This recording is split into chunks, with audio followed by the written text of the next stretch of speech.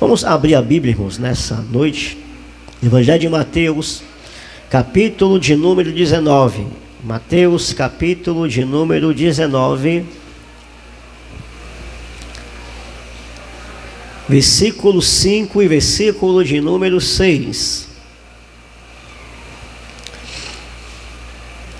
Mateus 19, versículos 5 e 6. Diz assim a santa e poderosa palavra do Senhor. E disse: portanto deixará o homem o pai e a mãe, e se unirá à sua mulher, e serão dois uma só carne. Assim não são mais dois, mas uma só carne. Portanto, o que Deus ajuntou, não separe o homem. Irmãos, podem sentar-se nessa noite.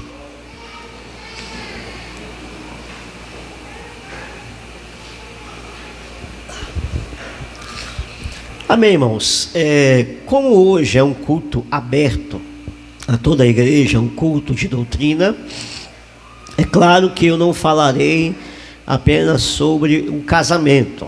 Nós também falaremos, ou teremos meditar inicialmente, falando também sobre a questão do namoro e também do noivado, que antecede, o casamento. Em face disso, também nós podemos aprender, ou pelo menos meditar em algumas instruções acerca para começar um relacionamento. Relacionamento este que tem o intuito que, mesmo que venha a ser um namoro, tem um objetivo, tem o ideal, que é chegar ao noivado, que é chegar ao casamento.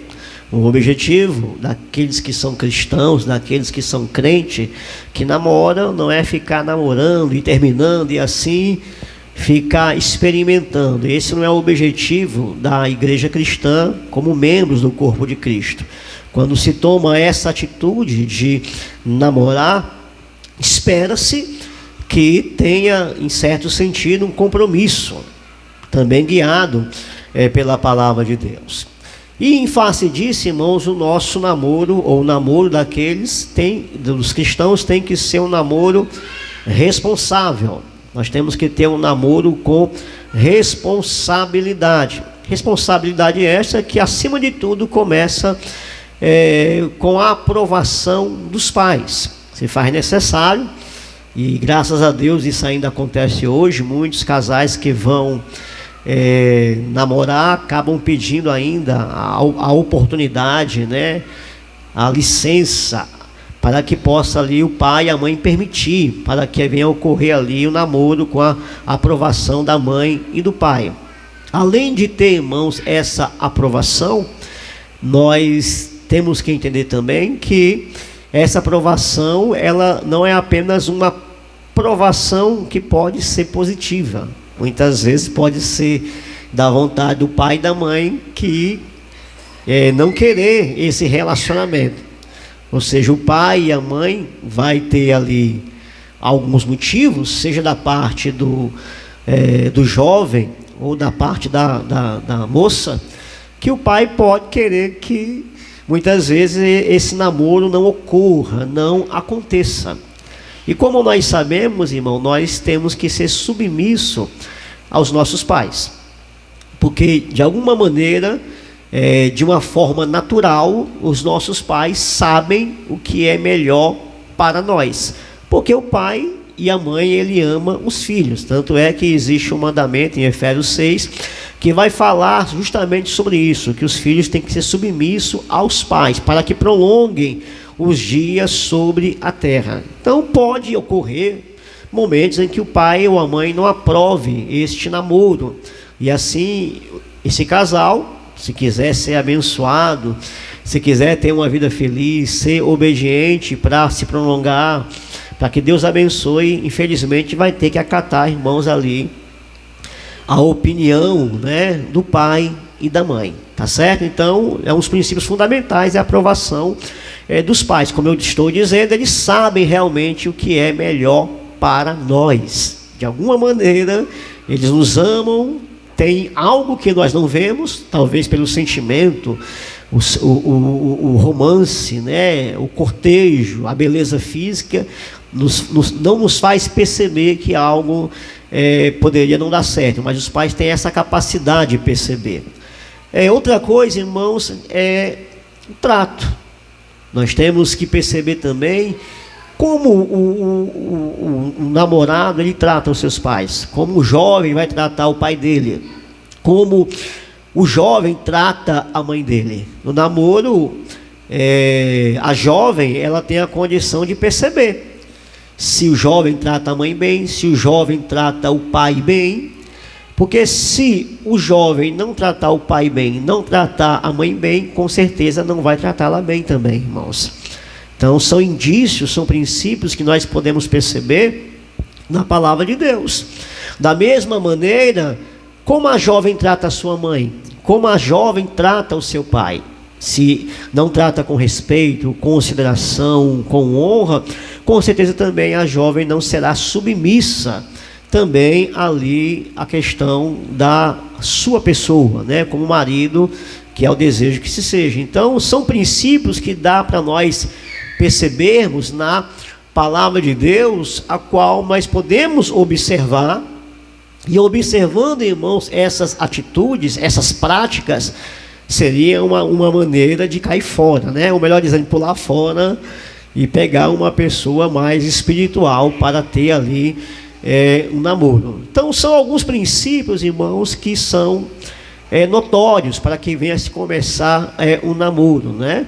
Além também da espiritualidade. A pessoa que você vai namorar é uma pessoa espiritual. A pessoa que você está namorando muitas vezes é uma pessoa espiritual.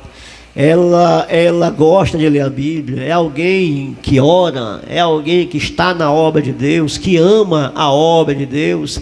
Essa pessoa é espiritual, evangeliza, prega, ela tem espiritualidade. São requisitos fundamentais, irmão, se você quiser viver uma vida abençoada cristã, que essa pessoa venha a ser também espiritual. Não sendo, pelo menos você vai ter que lutar para que esse dia chegue o mais rápido possível, tentar ajudá-la para que se torne uma pessoa espiritual. E isso é possível de acontecer. Não estou dizendo que é o fim, que você tem que desistir, mas há a possibilidade de você torná-la espiritual, ou você que é mulher, torná-lo espiritual, indo pelo caminho da oração, da leitura da palavra de Deus e assim por diante. Mas vamos imaginar, irmãos, que existindo um outro fator, que é o fator de nós namorarmos com a pessoa da mesma fé, que isso aí ninguém discorda, né? Não haver um julgo desigual, ou seja, o jovem vai procurar uma jovem da sua mesma fé, melhor ainda se for na sua mesma igreja, né? Melhor ainda, mas da sua mesma fé, da sua mesma crença, compartilhar a mesma crença. Então não haver um julgo desigual. E é tão simples isso, porque uma das coisas mais importantes, irmão, no casamento será educar filhos para Deus. Como é que você vai educar filhos para Deus se você entrou num relacionamento onde a jovem é incrédula, onde a sua noiva ou mulher no futuro vai ser uma pessoa incrédula? Vocês irão ter conflitos, né? Conflitos na hora de criar. Um vai querer levar para o culto, para a igreja, para a escola bíblica dominical, o outro vai querer levar para o mundo, para as vaidades deste mundo, para festas mundanas e assim por diante. Então haverá um choque aí de interesse. A palavra de Deus vai dizer: andarão os dois juntos se não concordarem.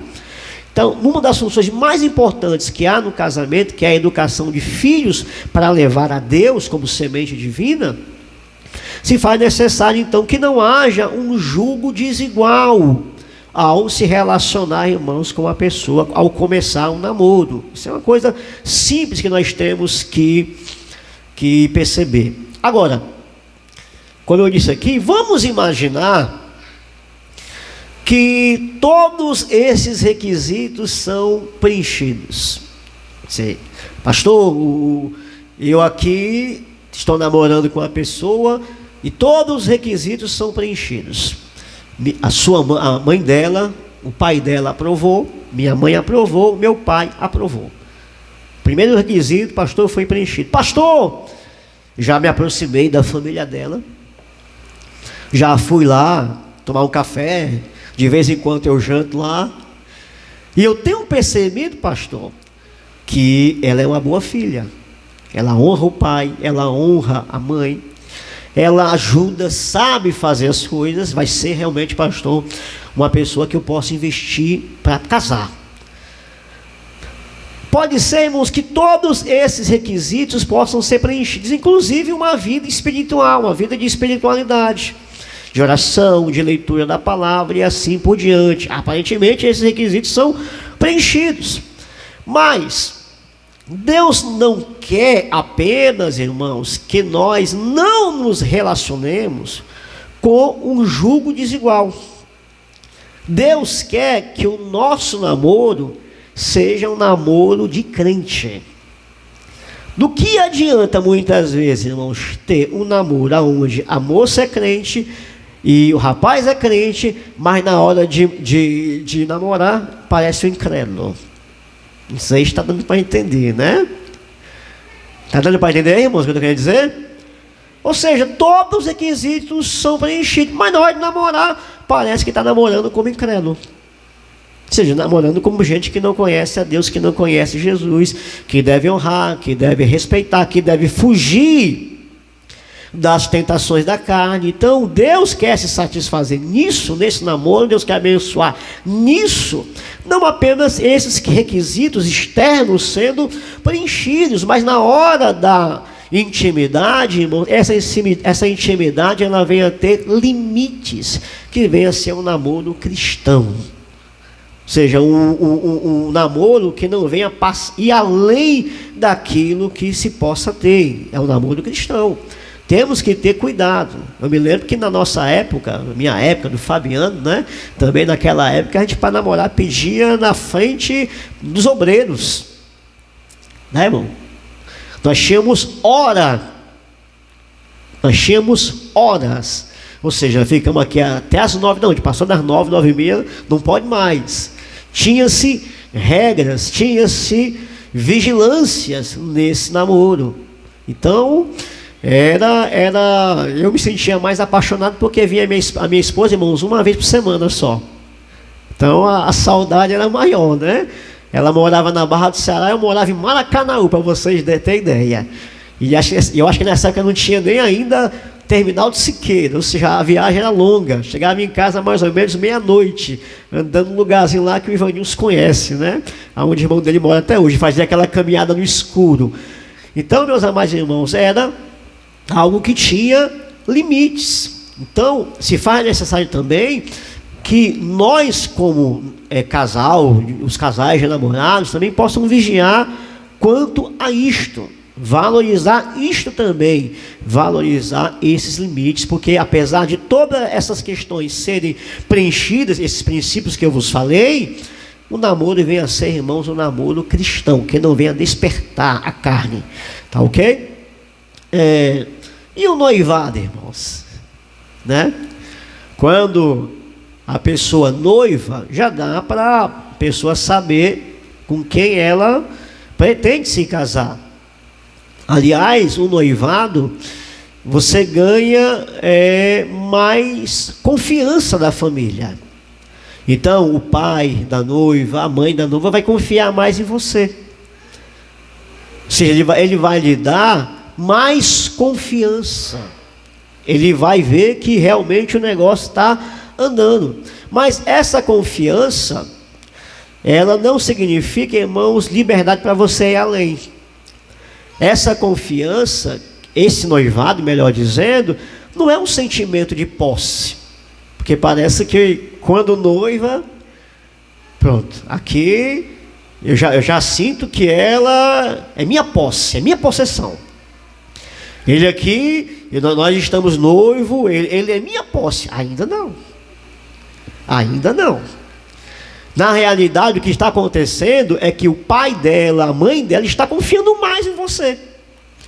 E que essa confiança não lhe dá o direito de aproveitar essa confiança e agir, irmãos, com mais liberdade e ir além. Ou seja, você tem que valorizar ainda mais essa confiança. Ou seja, valorizar a confiança que o pai da noiva está te dando. Valorizar a confiança que a mãe da noiva está te confiando. E ainda não é posse sua, não. Ainda não são os dois uma só carne. Então, meus amados irmãos, isso se faz necessário também, que possamos ter isso em mente, porque nós temos que valorizar essa confiança que o Pai nos dá, e também, irmãos, que a mãe da noiva está nos dando. Ok até aí, irmãos? Um outro princípio, que nós vemos muito isso hoje acontecendo, pelo menos no mundo, isso não deve acontecer entre crentes, é que você pelo menos precisa estar trabalhando, né? Hoje em dia a pessoa quer namorar, muitas vezes não terminou nem o estudo, né? Quer namorar, não terminou o estudo, quer casar, nem trabalhando está. Ou seja, pelo menos esteja trabalhando para ter condição de sustentar, porque isso é uma responsabilidade do homem, não é da mulher. Ainda que possamos viver em tempos mais difíceis, trabalhosos, muitas vezes, ainda que a mulher possa ajudar financeiramente, também trabalhando, de alguma maneira ajudando, como dizem Provérbios, uma mulher ativa que ajuda, mas a responsabilidade, irmãos, acima de tudo, ela é do homem, como diz em Provérbios 24:7, ele é que vai sair, ele é que vai prover, isso é a responsabilidade dele. Então, pelo menos que ele venha estar, irmãos, trabalhando, para sustentar, não jogar essa responsabilidade para o pai e para a mãe, como a gente vê muito acontecendo isso hoje em dia, para que a avó venha sustentar quando tiver filhos. Ou seja, a pessoa tem que trabalhar, tem que gostar de trabalhar, porque se não for assim, você, mulher, que vai sustentar ele. Você quer isso para a sua vida? Você quer sustentar o marido? Ou você quer fazer segundo a palavra de Deus? Então, tudo isso, irmão, dá para você saber no namoro e no noivado. Mas o que muitas vezes acontece é que, geralmente, quando esses problemas vêm acontecer, e outros mais, nós temos a mania, ou pelo menos o homem tem a mania de jogar tudo por debaixo do tapete. Os conflitos, as dificuldades de temperamento, as coisas que deveriam ser mudadas antes do casamento, ou pelo menos procurar pessoas mais experientes, que têm espiritualidade, pessoas maduras, pastores, muitas vezes, pessoas espirituais, membros da igreja, para compartilhar alguns problemas, mas o casal muitas vezes, irmão, se fecha, aonde existe uma redoma, aonde ninguém sabe o que acontece, ninguém sabe de nada, joga-se tudo para debaixo do tapete em nome do amor, em nome desse sentimentalismo, desse romance, que por mais que tenha jogado para debaixo do tapete, o que vai acontecer, irmão? Na hora do casamento, o próprio casal vai tirar debaixo do tapete, vai levantar o tapete, vai ter problemas de comunicação, problemas de mostrar ali os problemas que já eram conhecidos antes do casamento, mas resolveram, irmãos, mostrar agora, depois que se casaram. Inclusive agora, não apenas tiram o tapete de cima dos problemas, como agora querem compartilhar todos os problemas para todo mundo saber, irmãos. Infelizmente isso tem acontecido muito.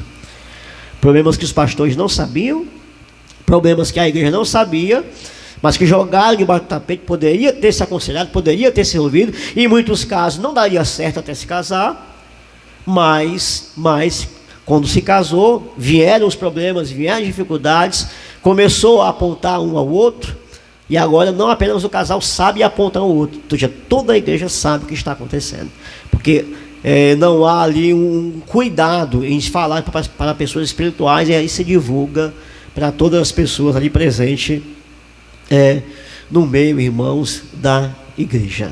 Tá certo? Então, são coisas que nós temos que tomar cuidado. E você que está namorando, receba esses conselhos. Pense nisso. Você que está em noivo, que ainda não casou, aplique a sua vida a isso. Coloque em prática isso. Lute Converse agora. Invista agora. Siga esses conselhos da palavra de Deus. E assim, se você conseguir mudar, então vá em frente, vá avante. Mas medite, peça conselho, coloque em prática os conselhos da palavra de Deus, irmãos. Amém até aí? Amém. Então, irmãos, nessa fase, né, aparecem muitas dificuldades. E muitas vezes, muitas expectativas não são respondidas em relação a isso. Agora, quando se casa, nós temos que entender o seguinte, que ao se casar, nós poderemos ter dois caminhos a seguir. Existe o caminho da cultura em que nós estamos inseridos, da sociedade em que nós estamos inseridos, e o caminho, irmãos, da palavra de Deus, que é o nosso objetivo nessa noite, a harmonia na palavra de Deus. Então, existe esses dois caminhos. Querendo ou não, nós estamos inseridos nessa sociedade, nessa cultura.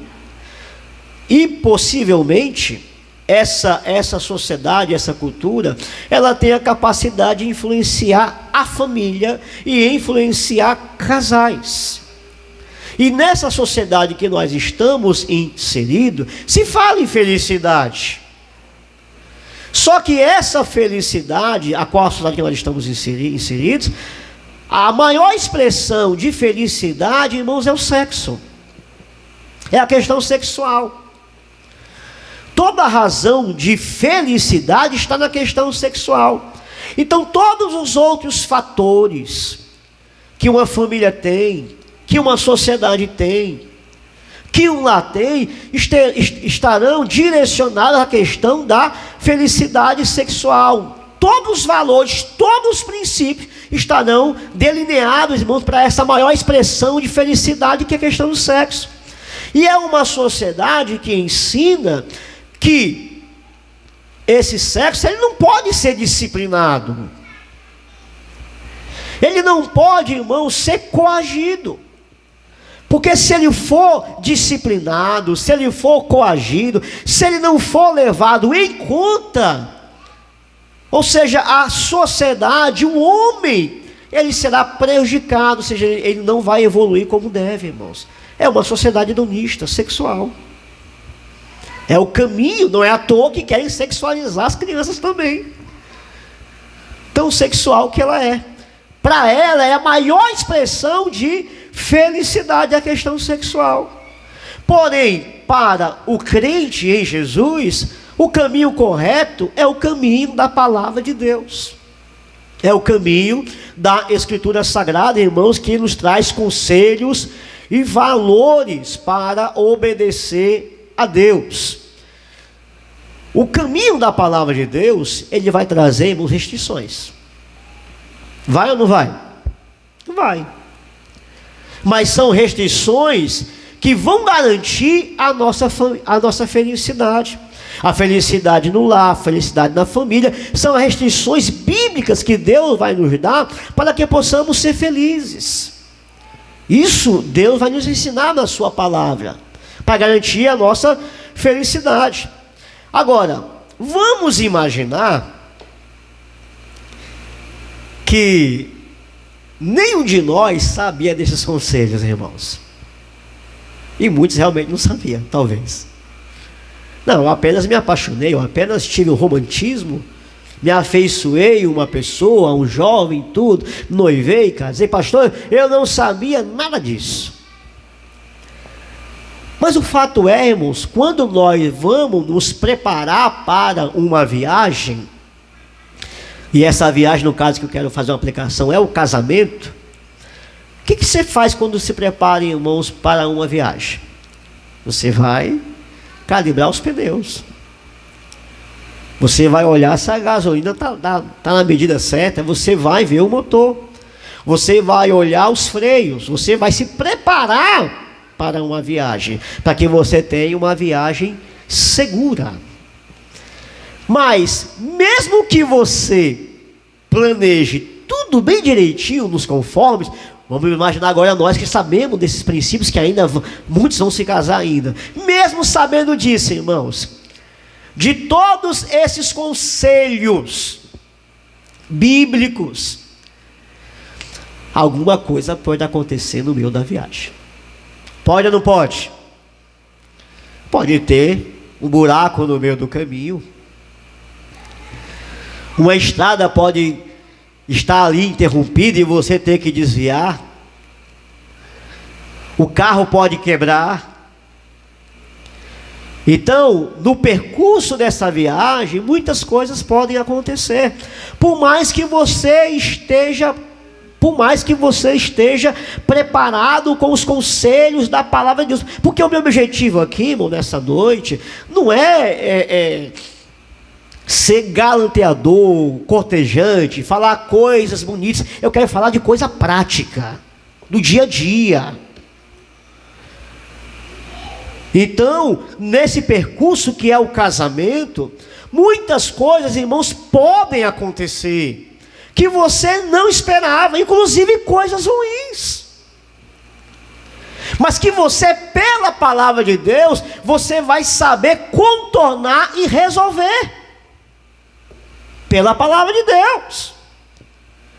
Mas vamos imaginar que você não sabia de nenhum conselho desse, como eu falei aqui anteriormente. A Bíblia diz que antes crescer na graça e no conhecimento de nosso Senhor Jesus Cristo. Ou seja, se você começou de maneira errada, já está casado, Deus aceita a escolha que você fez. Enquanto você não casou, Deus apenas lhe deu a direção. Aliás, Deus apenas lhe deu os princípios. Olha, os princípios da minha palavra é isso aqui. Isso aqui é o correto, isso aqui é o certo. Se você colocar em prática, você vai ser abençoado. Se você não colocar, você vai passar por tribulações. Mas depois que você fez a escolha, Deus, irmãos, aceitou a escolha que você fez. Enquanto você não escolhe, enquanto você não aceita, não consuma o casamento, Deus está só lhe dando princípios. Mas depois que você escolheu, irmão, Deus aceitou. Deus aceita. Agora é você que vai ter que se virar. Agora é você que vai ter que tomar atitudes. A gente vai falar já sobre isso, sobre essa questão. Então, meus amados irmãos, é colocar em prática. É resolver o que precisa ser resolvido. Então, que tipo de coisas, irmãos, poderiam acontecer depois do casamento? Em primeiro lugar, há uma diferença, que nós percebemos isso ainda mais quando nos casamos, é essa diferença natural entre o homem e a mulher no sentido biológico e emocional. Eu gosto de falar muito sobre isso porque, irmãos, é algo sério. Nós temos que considerar aquilo que Deus fez. Se nós temos que reclamar, nós temos que reclamar com Deus, não com a mulher e nem com o marido. Porque da fábrica de Deus saiu a gente. Saiu nós. E cada um de nós tem, irmãos, uma diferença natural, biológica e emocional. O homem não é igual à mulher, a mulher não é igual ao homem, eles são diferentes. Emocionalmente são diferentes, biologicamente são diferentes. Pensam de maneiras diferentes, agem de maneira diferente, para se tornar um só, irmãos. É a questão de convivência que vamos descobrir só no casamento. Por mais que você tenha o conhecimento da palavra de Deus, que você aprendeu através dessa palestra, por exemplo, por mais que você aprenda isso, lá no dia, na hora, depois de casar, no dia a dia que você vai perceber isso. Que você vai precisar de espiritualidade para se dar com essa situação de convivência familiar. A mulher, por exemplo, irmãos, ela gosta de novidade. Não gosta? O homem gosta da rotina. Né? Eu, particularmente, eu vou trabalhar todo dia pelo mesmo local, pela mesma rua. Se eu tiver que almoçar em algum canto, vai ser no mesmo restaurante. Se puder chegar em casa, fazer todo dia a mesma coisa, eu faço a mesma coisa todo dia e ainda estou satisfeito. Porque o homem, irmãos, é acomodado. Para ele, todo dia, se for igual para ele, melhor. Ele não quer mudança, ele tem medo de mudança. Ele é sossegado, ele não gosta de rotina. Eu me lembro, irmãos, que quando eu era pequeno, a gente só entende isso quando aceita Jesus, quando aprende com os irmãos, quando lê algum livro. Mas eu me lembro que todo mês a minha mãe fazia aquela faxina. Mas uma faxina especial, porque ela mudava os móveis de lugar. Mas todo mês mudava os móveis de lugar, a sala ficava diferente e dava certo. Parecia que eu estava em outra casa, porque mudava os móveis de lugar. Porque a mulher gosta, irmão, de mudança, de diferença. Como não pode, irmãos, comprar móveis novos, muda os móveis de lugar. Pinta a casa. Como não pode pôr uma casa nova, pinta a casa. Porque a mulher, irmãos, ela não gosta de rotina. Ela gosta, irmãos, de novidade. O homem não, eu digo até mais. Acho que talvez por isso que o homem morre mais cedo, né? Talvez por isso que o homem morre mais cedo. Pode prestar atenção. A maioria, irmãos, são viúvas. Não são viúvas. Já perceberam isso? Alguém já percebeu isso, irmãos? Geralmente os homens morrem mais cedo também. As mulheres se exercitam. As mulheres exercitam a mente, se movimentam mais. Os homens é que deviam aprender com as mulheres, né? Ou seja, isso aí, irmãos, faz parte da mulher. Agora, nós que somos homens, querendo ou não, é que deveríamos, irmãos, entrar nesse ritmo, né? De fugir da rotina, agradar a mulher, fazer o que ela quer muitas vezes. Nós é que deveríamos fazer isso aí, e seria até melhor para nós também isso aí. Então isso é um fato concreto que a gente vê no dia a dia. Mas, isso aí pode ser um conflito? Pode. Vamos sair hoje? Não, vou não. Vamos sair? Não, vamos para um restaurante hoje? Não. Vamos para um culto acolá? Não, não vou não, vou só para cá. Não, vou ficar em casa. Ou seja, não quer sair de jeito nenhum. Isso pode gerar um conflito, irmãos? Claro que pode. Coisa simples gera um conflito. E não é tão simples assim, porque faz parte da natureza da mulher, irmãos. Ela não é da mesmice, não. Ela quer novidade, e assim por diante. Isso pode gerar conflito. Claro que pode, isso no dia a dia. Uma outra coisa, irmãos, é as datas, né? Todos os dois, homem e mulher, gostam de datas. Todos os dois. Existem, irmãos, as datas de pagamento e as datas especiais. O homem quer saber das datas de pagamento. Cadê a fatura? Quando é que vai vencer? Venceu, veio o dia aí. Tem que pagar o colégio, tem que pagar isso aqui. O homem só se lembra de data, irmão, quando é para fazer pagamento. Vê aí a fatura, vê o negócio da faculdade, vê não sei o que mais lá. Aí ele está ligado com data, porque ele quer pagar. Ele trabalha para pagar ali as contas no dia certo, na hora certa, no momento certo. Quer pagar a sua vida. Aí está ligado com data. Agora a mulher, irmãos, a data para ela são as datas especiais, né? Aí haja data, viu, irmãos? Meu Deus do céu. Para quem não gosta de data, eu não gosto nem do meu aniversário, para vocês terem ideia, irmão. Eu gosto nem que se lembre, né? Eu sou assim, né? Mas, irmãos, é data de Dia das Mães, data que se casou, data que noivou, data que começou a namorar, Dia das Mulheres, dia do aniversário dela. Irmão, haja data para você se lembrar, presentear muitas vezes. Haja bolsa também. Né?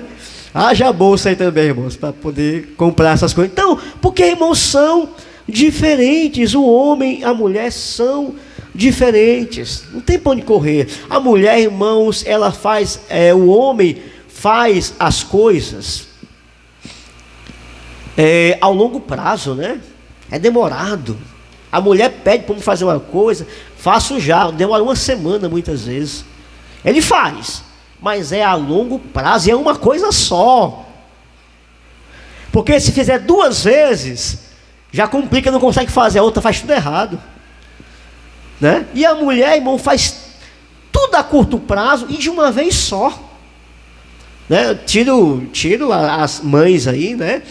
Que tem filhos, né? Que levanta de manhãzinha cedo, faz ali, no meu caso aqui, né? A Maísa consegue preparar o meu almoço, fazer os 2 sanduíches do menino, fazer o café, né? Fazer tudo ao mesmo tempo, irmão, e ainda levar as crianças para o colégio, uma coisa rápida e tudo dá certo, uma coisa rápida. Se eu vou fazer isso aí, eu taco fogo na casa. Eu já me perco numa só. Quanto mais um bocado de coisa. Então a mulher é mais ágil, irmãos, nesse aspecto, né? Nesse aspecto. Então são coisas, irmãos, importantes. Agora, se você não levar isso em conta, nessas diferenças naturais que ambos têm, você vai ter conflitos no dia a dia, de diálogo, de comunicação, de convivência. É como a história da lâmpada, né? Uma lâmpada está queimando, ela está assim. Não sei o que aconteceu não, viu? A lâmpada está ali com defeito, está piscando, piscando. A mulher olha para o marido e diz assim: troca essa lâmpada. Troca essa lâmpada. Aí passa uma semana e a lâmpada piscando. Troca essa lâmpada. Aí, irmãos, ele consegue revestir, né? Aí a mulher foi e reclamou da lâmpada que está piscando, que ele não troca. Reclamou. Mas ele consegue revestir de materialidade. Não, bom é que queime mesmo, pelo menos eu vou economizar. Não precisa dessa lâmpada acesa mesmo não. Deixa ela queimar. Tem que economizar mesmo. Ele fez uma crítica, sem perceber, indireta. Será que ele quer dizer que eu não estou economizando em casa? Mas a mulher é sabida, irmãos. Ela reveste de emoção a crítica. Essa lâmpada que está piscando aí, que vai queimar, é o nosso relacionamento. O nosso relacionamento está ficando apagado. Ela consegue revestir de uma forma, irmão, crítica, para dizer que ele não está valorizando, irmãos, o casamento. O casamento está se apagando. Por quê, irmão? Porque são diferentes. E nós temos que levar isso em conta, sim. Porque traz conflitos, né? Traz conflitos. Então, meus amados irmãos, isso é fato. Nós somos diferentes e nós temos que respeitar essas diferenças que Deus fez. É difícil? É fácil? Muitas vezes, irmãos, não é fácil. Mas nós temos que considerar, irmãos, que eu vou falar já sobre isso aqui, essa situação de que há essa diferença. Uma outra coisa, eu tenho que ser bem breve, rápido também, né? Falo muito quando eu falo sobre isso. A bagagem, irmãos, familiar. Ora, o seu marido, ele foi criado em outra família. Ele foi criado, irmãos, com pessoas que lhe educaram. Ele pode ter sido uma pessoa mimada. Ele pode ter sido uma pessoa que o pai foi duro com ele, a mãe foi dura com ele, não alisava muito. Não alisava muito. Tinha horário para comer. Tinha horário para dormir. Ou seja, tinha uma forma de lazer diferente. Aquela outra pessoa, que é a mulher, foi criada com outra família. O horário já era diferente, a comida era diferente. Aquela família tinha uma peculiaridade particular só dela. Tinha horário para tudo, tinha uma forma de diversão, de se relacionar. Agora imagine só, irmãos, duas pessoas que foram criadas por pessoas diferentes, famílias diferentes, vão se casar. Elas, com o tempo, é que vão ter que fazer o seu horário, criar o seu próprio ritmo, juntando, irmão, as duas coisas. Vão criar uma nova família, juntando, irmãos, sei lá, formas de dormir, horário de dormir, de se divertir, o que vão comer, as formas de ter lazer, a forma como vão educar os filhos, vai ser tudo ali, com o tempo ali, aquelas coisas vão se moldar. Mas é preciso que obedeça e coloque a palavra de Deus em prática. Então tem essa bagagem familiar que nós temos que levar em conta também, porque nós fomos criados. Se for uma pessoa mimada, irmãos, aí o problema É complicado, porque o pai criou muito mimado aquela pessoa. Se o pai criou o filho muito duro, a filha muito dura, vai ter problemas também. Então vai ter que reverter esse quadro, reverter essa situação também. Porque você está fazendo ali um milagre. Juntando duas pessoas diferentes. Que vai ter que no dia a dia, irmãos, progredir. E criar o seu próprio esquema de vida familiar, vamos dizer assim. E tem também, irmãos, o lado das experiências negativas, né? Não tem só coisa positiva também, tem coisa negativa, tem traumas. A pessoa que você namora, será que ela tem traumas? A pessoa que você casou, será que ela tem traumas familiares? Será que aconteceu alguma coisa na infância dela? Na adolescência dela? Então tem coisas ruins também, coisas que podem ter acontecido, que deixou a pessoa traumatizada quando ela fosse casar, ou ele fosse casar. Isso vai ser levado, irmãos, para o casamento, porque a cicatriz está aberta. E essa cicatriz aberta de traumas na adolescência, na infância, vai prejudicar o relacionamento. Porque a cicatriz, ela não fechou, ela está aberta. E muitas vezes, irmão, seja o homem, seja a mulher, vai questionar: será que você não me ama? Será que você não gosta de mim? Por que você é fria comigo? Por que você é frio comigo? Porque eu tenho a sensação de que você não me ama. Mas não é isso, irmão, é porque a pessoa tem traumas. Aconteceu coisas ruins no passado que deixou esses traumas. Então se faz necessário conversar, dialogar, desabafar, para que essa cicatriz, irmãos, fique no passado, ela feche, ela venha a ser curada e venha viver, irmãos, um novo presente no casamento, aonde Deus cura, sara e resolve aquele problema, irmãos. Então há coisas negativas também que podem ter acontecido também no casamento. Então nós temos que estar, irmãos, espertos, né? Também com relação a isso. Agora, para encerrar essa parte, tem que correr aqui. E as circunstâncias da vida, né, irmãos? Falando aqui de coisa natural, emoção, coisas ruins no passado, sim, mas e o presente? E as circunstâncias da vida? O emprego, contas a pagar, saúde, doenças, que pode acontecer no percurso, perdas, que podem abalar o casamento, irmãos. O marido que não arruma emprego, as coisas que dão errado, o marido que perdeu a saúde, a esposa que perdeu a saúde. Então tudo isso, irmãos, podem muitas vezes também abalar e dificultar, irmãos, um casamento.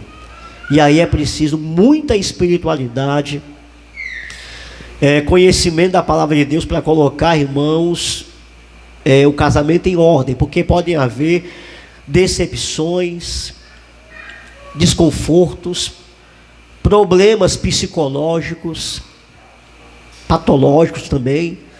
Então tudo isso aí, irmãos, pode acontecer, mas tudo isso, irmão, Jesus resolve.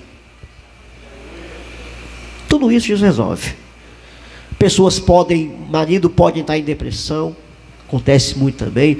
Mulheres podem estar em depressão, enfermidades, tantas coisas mais, doenças, acidentes, tantas coisas que podem acontecer, irmãos, acontecer no percurso, mas não é o fim. Jesus permite, Jesus é soberano, Jesus resolve, Jesus, irmãos, dá essa solução para os problemas, amém? Muitos pastores, líderes evangélicos, vamos dizer assim, tentam resolver esses problemas, né? De convivência familiar, melhorar o casal, mas o caminho, irmãos, que se escolhe muitas vezes, pelo menos é o que eu acho, né? É o caminho de tentar resgatar, irmãos, aquele romance antigo, né? E para resgatar esse romance antigo que havia lá quando você começou a namorar, lá no começo do seu casamento, muitas vezes, irmão, se usa de artifícios e tem até boa vontade, que é tentar criar um ambiente romântico. Não tem esse negócio, né? De fazer eventos para casais e criar aquele ambiente, irmãos, romântico, e tentar resgatar aquele amor, o primeiro amor que tinha ali no passado, aquele romance e tal. Ou seja, tem a boa intenção, né? Mas particularmente, irmãos, eu acho que muita coisa mudou. Eu acho que muita coisa mudou. Para começar, eu estou ficando careca. Estou ficando barrigudo. Estou mais velho. Passou tanto tempo já. Os sonhos que eu tinha, muitos deles não se concretizaram. Não estão abertos, vamos dizer assim. Eu já vivo numa outra realidade, né?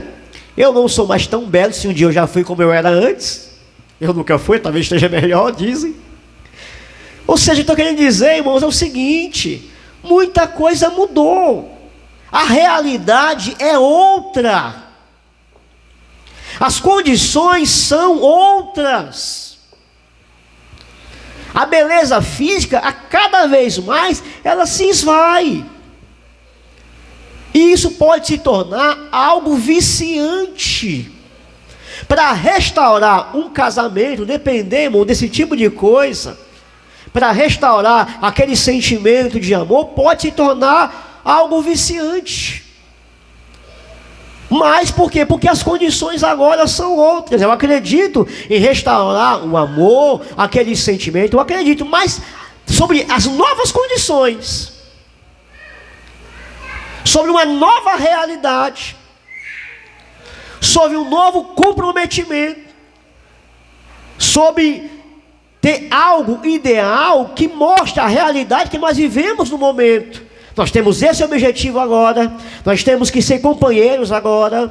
E muitas vezes, irmãos, o que precisa ser resgatado não é nem o romance. O que precisa ser resgatado muitas vezes é a consideração, é o respeito, é a amizade, é o comprometimento. Porque tanta coisa já foi falada. Talvez um casamento, irmãos, tanta coisa ruim já aconteceu muitas vezes. Falou o que não devia, machucou, magoou, desrespeitou. Em casos muitas vezes graves, pecou, como o pecado de adultério, muitas vezes, traição, machucou, humilhou. E eu falo aqui de ambos os lados, de ambas as partes. Falou o que não devia. Não há como restaurar algo lá do passado, porque está precisando não é do novo romance, está precisando, irmãos, é de humilhação, de arrependimento, de perdão, de restauração, para o novo amor que deve ter no lar, mas acima de tudo, irmão, restaurar o respeito, a amizade, a honra, e rever, irmãos, os novos objetivos que se vêm pela frente. Porque se você olhar só por esse lado do romance e tal, dessa questão, você nunca vai resolver os problemas que realmente precisam ser resolvidos, que é o perdão. Então é algo que nós temos que pensar, pelo menos isso é a minha opinião, irmãos. Então não é voltar a algo que ficou para trás, é estabelecer agora um novo. Uma nova admiração sobre essas novas condições. Se o homem for assim, irmão, ninguém fica velho, ninguém envelhece, porque o amor continua o mesmo. Ninguém vai ficar preocupado com a aparência, não. Com beleza física, não. Vai ficar preocupado, em lutar por objetivos, criar filhos, continuar sendo feliz e aproveitar, irmãos, essas oportunidades que Deus nos dá para fazermos a sua vontade, obedecendo, irmãos, a palavra de Deus. O que tem que ser restaurado muitas vezes, irmãos, não é nem o romantismo, né? É a questão da obediência, provavelmente na palavra de Deus, submissão, cooperação. E assim, o texto que nós lemos inicialmente, Mateus 19, versículo de número... Mateus 19, versículo de número 5 e 6, diz assim, vamos reler novamente esse versículo, diz assim: E disse, portanto deixará o homem o pai e a mãe, e unirá a sua mulher, e serão os dois uma só carne. Assim não são mais dois, mas uma só carne. Portanto, o que Deus ajuntou, não separe o homem. Deus, Ele tem, irmãos, a função de ajuntar. O que Deus ajuntou, não separe o homem, mas é você que tem que unir. Deus junta. Deus ajunta o casal. Mas a responsabilidade, irmãos, de unir é sua, é minha. Nós é que vamos lacrar. Isso é tão interessante, porque em Malaquias vai falar que Deus odeia o divórcio. E a palavra que ele vai usar no contexto de Malaquias 2, do 14, se não me engano, até o 16, é a palavra espírito.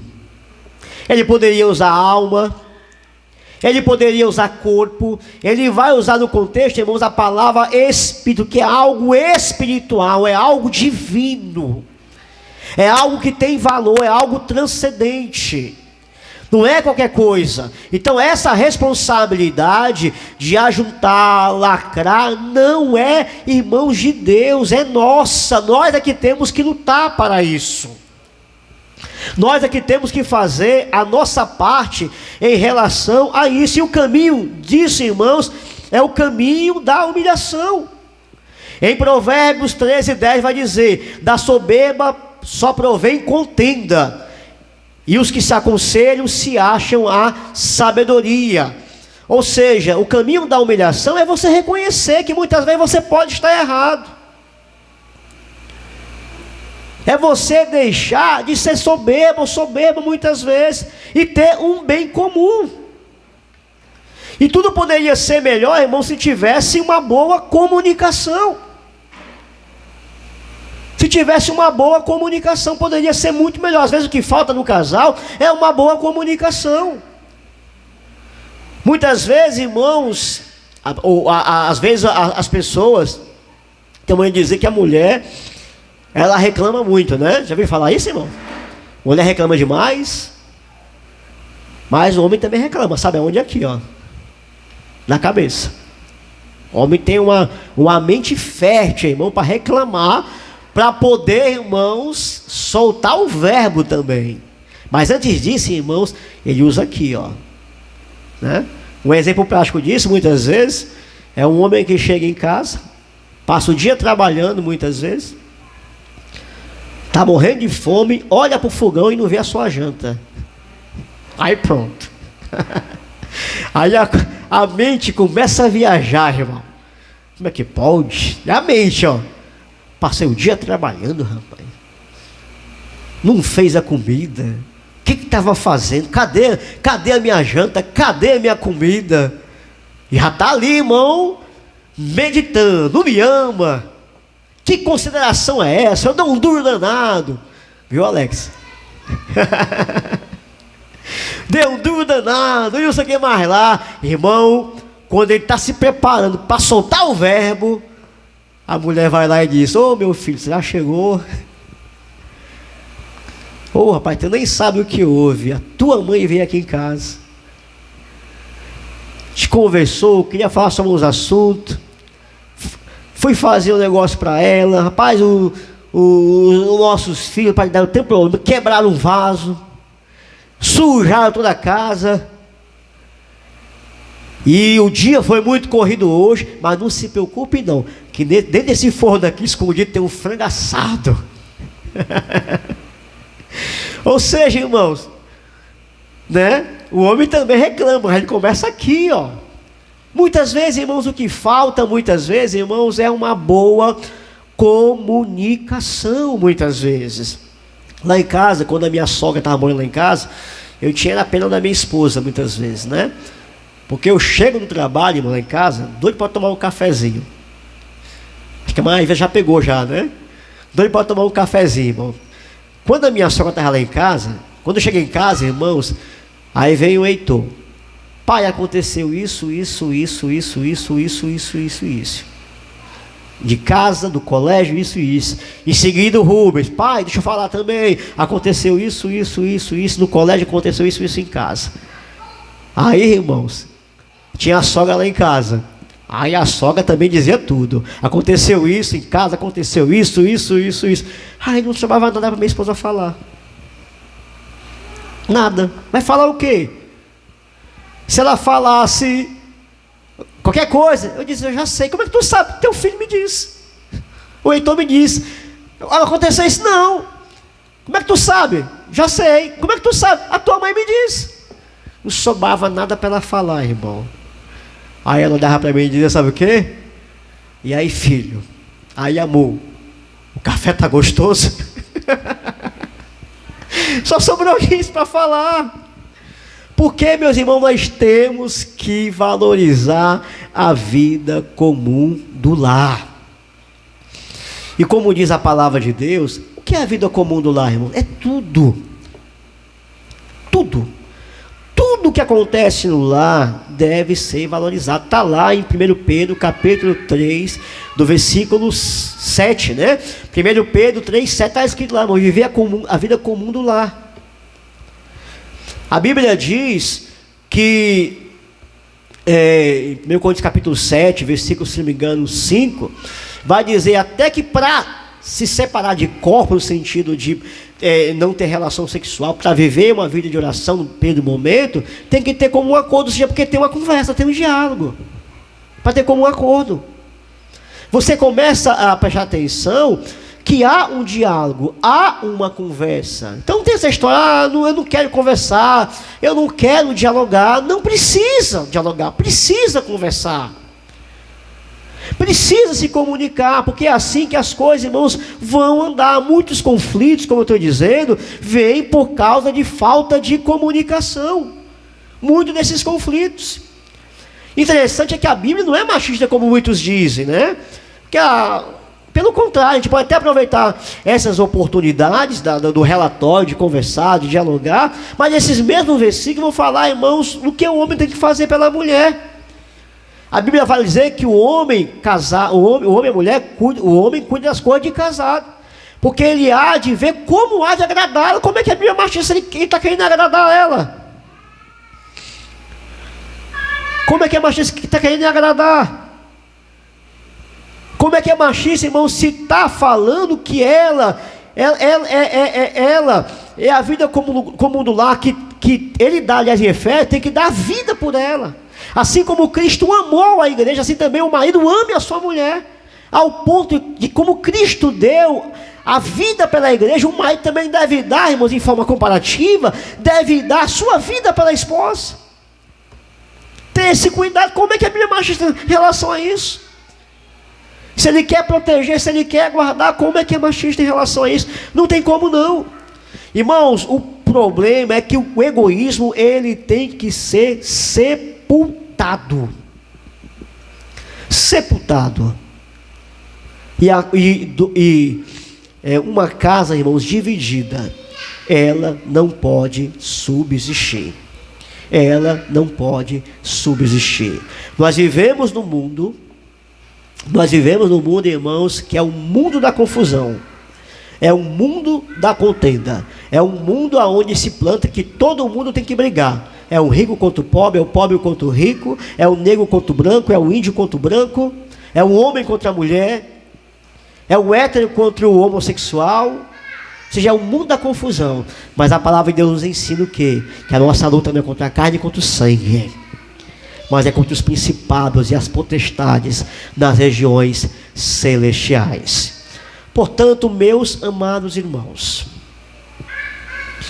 tem a possibilidade de nós termos, irmãos, um lar abençoado, tranquilo, com respeito, consideração, casamento abençoado por Deus e cristão. Porque Deus, Ele ajunta.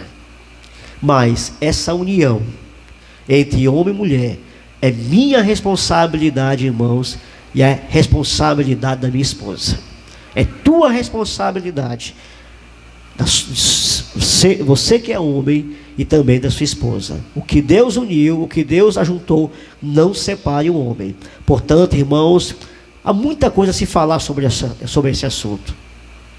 Talvez até pela manhã fique mais fácil, né, com mais tempo.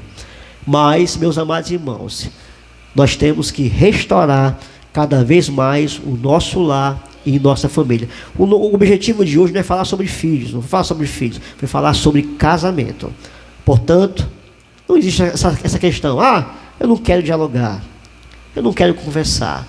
Só vai, irmãos, dar certo quando há esse diálogo, essa conversa, esse respeito mútuo e essa consideração. Amém? Vamos ficar de pé nessa noite, em nome de Jesus.